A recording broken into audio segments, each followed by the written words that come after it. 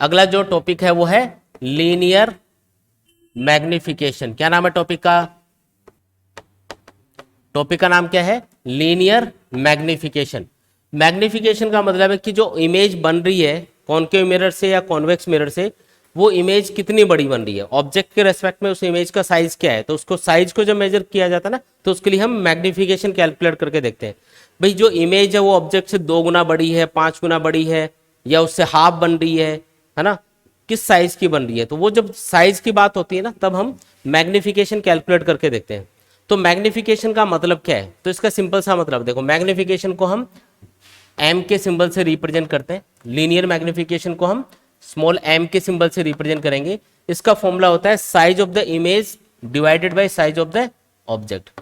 Size of the image divided by क्या करना है? Size of the object. तो हमने जो इमेज का साइज है उसको हमने आई एज्यूम किया हुआ है, और जो ऑब्जेक्ट का साइज है उसको हमने ओ एज्यूम किया हुआ है। तो एम का फॉर्मूला क्या हो गया? लीनियर मैग्निफिकेशन का फॉर्मूला क्या हो गया? आई अपॉन ओ, यानी कि size of the image divided by size of the object. इस रेशियो को हम क्या बोलते हैं? Linear magnification. अगर इमेज डबल साइज की है ऑब्जेक्ट के रेस्पेक्ट में, मान लो आई की वैल्यू ऑब्जेक्ट से डबल आ रही है, मतलब डबल साइज की इमेज मिल रही है, तो आई की जो वैल्यू होगी वो ओ से डबल होगी। डबल होगी तो यहाँ पे आई को आप 2o लिख सकते हो, ओ से ओ कैंसिल होकर 2 आ जाएगा। इसका मतलब मैग्निफिकेशन कितना है? 2।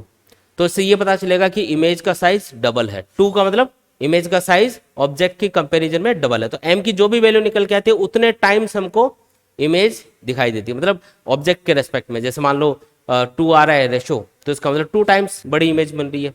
अगर हाफ आ रहा होता, ये भी हो सकता है कि इमेज छोटी बन रही हो, तो उस केस में आई की वैल्यू अगर ओ से हाफ है, मतलब ऑब्जेक्ट की साइज से हाफ है, तो ये आएगा o/2।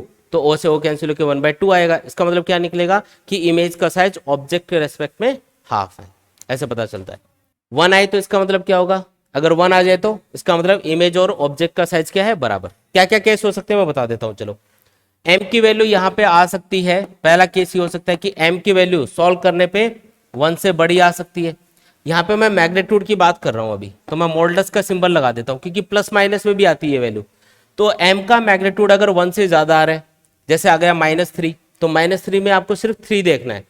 माइनस सिंबल एक बार हटा दो, मोल्डस सिंबल लगा दिया, इसका मतलब सिर्फ पॉजिटिव वैल्यू कंसिडर करनी है। अगर एम की वैल्यू 1 से बड़ी है, इसका मतलब इमेज का साइज क्या है?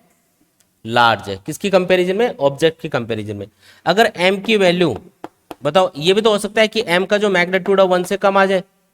एम से कम कब आएगा? जब आई की वैल्यू कम होगी, ओ की वैल्यू ज्यादा होगी। इसका मतलब जो इमेज है वो क्या होगी? डिमिनिश्ड होगी, या फिर स्मॉल साइज की बनेगी। किसकी कंपैरिजन में स्मॉल होगी? ऑब्जेक्ट के कंपैरिजन में इमेज का साइज क्या होगा? स्मॉल होगा। ये इमेज के लिए बोल रहा हूं मैं, है ना। ये भी हो सकता है थर्ड केस कि एम का जो मैग्नीट्यूड है वो क्या आ जाए? 1 आ जाए। 1 कब आएगा? जब आई और ओ की वैल्यू बराबर होगी। इसका मतलब इमेज और ऑब्जेक्ट का साइज क्या है? सेम है, सेम साइज एज ऑब्जेक्ट। ये बात समझ में आ गई क्या? अब प्लस माइनस का मतलब समझते हैं, है ना। प्लस माइनस का मतलब समझने के लिए मैं एक चीज और यहां पे बता देता हूं कि ये जो फॉर्मूला है इसको हम u और v से भी रिलेट कर सकते हैं, मतलब ऑब्जेक्ट की डिस्टेंस और इमेज की डिस्टेंस से भी रिलेट कर सकते हैं। पहले वो बताता हूं, उसके बाद में बताता हूं कि अगर m की वैल्यू पॉजिटिव है या नेगेटिव आए तो उसका मीनिंग क्या होगा। तो सबसे पहले तो हम जैसे कोई भी एक केस ले लो, मैं कॉनकेव मिरर का केस ले रहा हूं, रियल इमेज वाला। ये मान लो कौन सा मिरर है? Concave mirror. मैं m को u और v से रिलेट करने की कोशिश कर रहा हूं, मतलब m की वैल्यू u और v के टर्म्स में फाइंड करने की कोशिश कर रहा हूं। हो सकता है कि मुझे i और o पता नहीं हो और मुझे मैग्निफिकेशन पूछा जाए, तो मेरे पास एक और फॉर्मूला होना चाहिए जो u और v के अंदर हो, मतलब ऑब्जेक्ट की डिस्टेंस और इमेज की डिस्टेंस के बीच में भी एक रिलेशन होता है जिससे हम मैग्निफिकेशन कैलकुलेट कर सकते हैं। तो ये हो गया सेंटर ऑफ कर्वेचर, यहाँ पे हो गया फोकस। ऑब्जेक्ट को मैंने रखा है c और इनफाइनाइट के बीच में कहीं पे, इससे मुझे कौन सी इमेज मिलेगी? Real image. एक लाइट रे हम प्रिंसिपल एक्सिस के पैरेलल मिरर के ऊपर इंसिडेंट करेंगे, ये रिफ्लेक्शन के बाद में कहां से पास होगी? फोकस से पास होगी। फिर एक और लाइट रे लेंगे जिसको पोल के ऊपर इंसिडेंट कर देंगे, ये लो जी पोल के ऊपर इंसिडेंट कर दिया, और ये रिफ्लेक्शन के बाद में सेम एंगल से रिफ्लेक्ट हो जाएगी इस तरीके से, ठीक है। तो ये दोनों लाइट रे जहां पे इंटरसेक्ट कर रही है वहां पे आपको एक ही इमेज a डैश मिलेगी, और इसको जब आप प्रिंसिपल एक्सिस पे मिलाओगे तो ये बनेगा b डैश। तो ये ए डैश बी डैश क्या होगी, इमेज। अब ये बताओ कि ऑब्जेक्ट की डिस्टेंस यहाँ पे क्या है, तो ये जो डिस्टेंस है कौन सी, बी से लेके पी तक की डिस्टेंस है ना, बी से लेके पी तक की जो डिस्टेंस है उसको हम क्या बोलेंगे, distance of the object from the pole, ये होगा यू, ठीक है। और इमेज कहाँ पे बन रही है, इमेज यहाँ पे बन रही है, तो इसकी जो डिस्टेंस आ रही होगी पोल से उसको हम क्या नाम देते हैं, उसको बोलते हैं वी बोलते हैं। बातें समझ में आ गई क्या, तो यू और वी समझ में आ गया। अब अगर मुझे ये फाइंड करना है कि जो m की वैल्यू है वो u और v की टर्म्स में क्या है, तो मैं एक रिलेशन लिखूंगा यहाँ पे। देखो इस डायग्राम के अंदर ध्यान से देखो, a b p और a dash b dash p, ये दोनों ट्राइंगल्स क्या है, सिमिलर हैं। सिमिलर होने का मतलब इनमें तीनों एंगल सेम है। कैसे पता चला, ये एंगल I है, ये एंगल I होगा, और ये वाला एंगल 90 है, इसमें ये एंगल 90 है, तो a b p और a dash b dash p, ये दोनों ट्राइंगल्स कैसे हैं, सिमिलर ट्राइंगल्स हैं। और सिमिलर ट्राइंगल्स के अंदर क्या चीज सेम होती है, साइड्स का रेशियो बराबर है। तो मैं क्या लिख सकता हूं, a dash b dash upon a b बराबर a dash b dash upon a b बराबर b dash p upon b p, ठीक है, b dash p upon b p. अब मैं इसमें वैल्यूज पुट करूंगा विद सिंबल, ये एक रिलेशन आ गया। ए डैश बी डैश क्या है यहाँ पे, ए डैश बी डैश है साइज ऑफ द इमेज। अब यहाँ पे क्योंकि ये प्रिंसिपल एक्सिस के नीचे की तरफ मेजर कर रहे हो इसलिए इसको माइनस आई लिखेंगे, साइज ऑफ द इमेज को मैं आई लिख रहा हूँ, और क्योंकि उसको आप प्रिंसिपल एक्सिस के नीचे की तरफ मेजर कर रहे हो इसलिए साइन कन्वेंशन के अकॉर्डिंग हमें नेगेटिव सिंबल लगाना पड़ेगा। ऑब्जेक्ट ऊपर की तरफ है, प्रिंसिपल एक्सिस के ऊपर की तरफ अगर ऑब्जेक्ट है तो ओ की वैल्यू पॉजिटिव पुट करनी है, बराबर बी डैश पी क्या आएगा, बी डैश पी क्या है, बी डैश पी है वी के बराबर, लेकिन वी प्लस होगा या माइनस, तो इंसिडेंट रेज के अपोजिट चल के हमें ऑब्जेक्ट की या इमेज की डिस्टेंस मेजर करनी पड़ेगी। इसका मतलब दोनों नेगेटिव होंगे, ये इसका मतलब ये आएगा माइनस वी, और बीपी यानी ऑब्जेक्ट की डिस्टेंस आएगी माइनस यू, तो ये माइनस माइनस कैंसिल हो जाएगा। और अगर मैं यहाँ पे आई अपॉन ओ कैलकुलेट करूँ तो माइनस सिंबल उधर ट्रांसफर कर दो, तो ये बन जाएगा आई अपॉन ओ इक्वल्स टू क्या आएगा, माइनस वी अपॉन यू। और हमको पता है आई अपॉन ओ को हम क्या बोलते हैं, एम, इसलिए मैं क्या लिख सकता हूं, m is also equals to minus v upon you.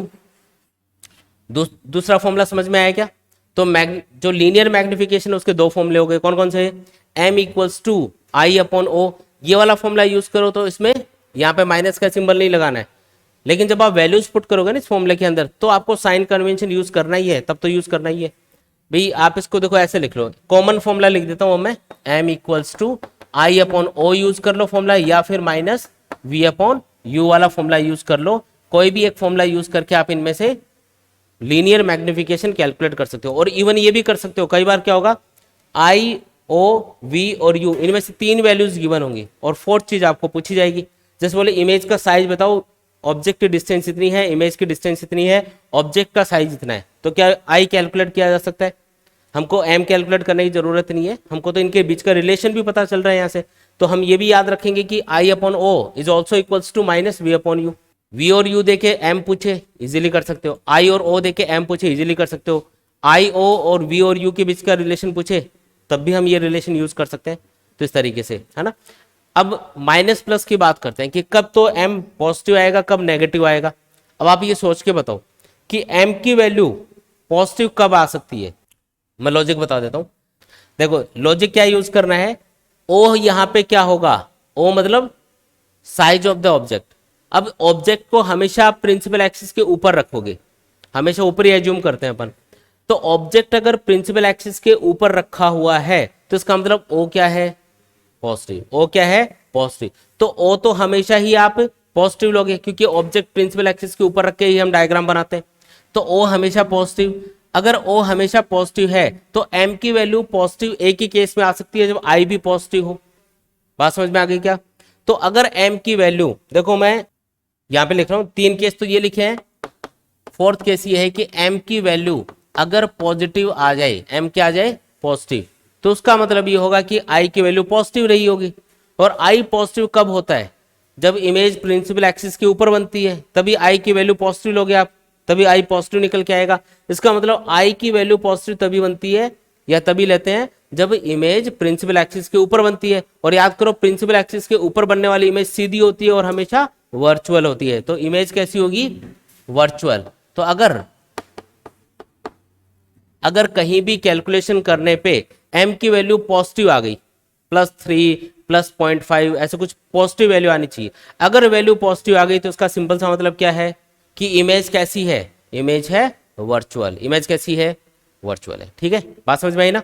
और दूसरा केस क्या हो सकता है, दूसरा केस ये हो सकता है कि m नेगेटिव हो सकता है। अब आप बताओ कि m नेगेटिव कब होगा, o तो हमेशा ही पॉजिटिव होगा, m नेगेटिव एक ही केस में आ सकता है जब i नेगेटिव हो। i नेगेटिव होने का मतलब इमेज को आपने, इमेज की जो साइज उसको नेगेटिव मेजर किया है। नेगेटिव कब होती है इमेज, इमेज की साइज नेगेटिव कब होती है, जब वो इन्वर्टेड बन रही होती है और उसको प्रिंसिपल एक्सिस से नीचे की तरफ मेजर किया जाता है, जैसे इसमें।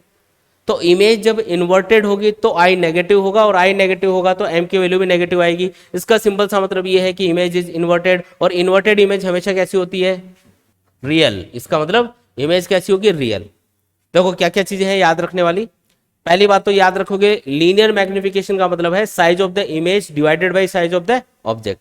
दूसरी बात क्या याद रखनी है, लीनियर मैग्निफिकेशन का फॉर्मूला है m equals to I upon o, या फिर v और u के टर्म्स में क्या लिख सकते हो, माइनस v अपॉन यू। अगर v अपॉन यू वाला फॉर्मूला यूज करो ना तो आगे माइनस सिंबल लगाना है, और i अपॉन o वाला फॉर्मूला यूज करो तो ये माइनस सिंबल नहीं लगेगा, यहाँ पे प्लस में ही लिखना है इसको as it is. m equals to I upon o वाला फॉर्मूला यूज कर लो, या फिर m equals to minus v upon u वाला फॉर्मूला यूज कर लो। तीसरी बात याद रखोगी कि m की वैल्यू अगर एक से छोटी आ रही है तो इसका मतलब इमेज कैसी है, स्मॉल साइज की बन रही है ऑब्जेक्ट के रेस्पेक्ट में। अगर m की वैल्यू एक से बड़ी आ रही है इसका मतलब इमेज का साइज ऑब्जेक्ट के रेस्पेक्ट में बड़ा है, और अगर m की वैल्यू 1 आ रही है तो इसका मतलब ऑब्जेक्ट और इमेज की साइज क्या है, बराबर। अगर m की वैल्यू पॉजिटिव आ रही है तो इसका सिंपल सा मतलब ये है कि i की वैल्यू पॉजिटिव रही होगी, क्योंकि o तो हमेशा ही पॉजिटिव है, ऑब्जेक्ट हमेशा प्रिंसिपल एक्सिस के ऊपर रखा है इसलिए o हमेशा पॉजिटिव। तो i पॉजिटिव होने का मतलब है कि इमेज प्रिंसिपल एक्सिस के ऊपर बनेगी, ऊपर बनने वाली इमेज हमेशा वर्चुअल इमेज होती है, तो वर्चुअल इमेज बनेगी। और अगर m की वैल्यू नेगेटिव आ गई, m की वैल्यू नेगेटिव एक ही केस में आएगी जब i नेगेटिव होगा। i नेगेटिव होने का मतलब है image is inverted, image inverted है तो मतलब इमेज कैसी है, रियल। रियल इमेज ही हमेशा इन्वर्टेड होती है, तो ये याद रखना है, आपस में चीजें जुड़ी हुई है। आप एक चीज देख के बाकी चीजें बता सकते हो। जिस दिन मैंने बोला कि एक इमेज इन्वर्टेड है तो बताओ उसके बारे में क्या क्या बोल सकते हो। इन्वर्टेड इमेज है इसका मतलब वो कैसी है, रियल इमेज है। मजा आएगा।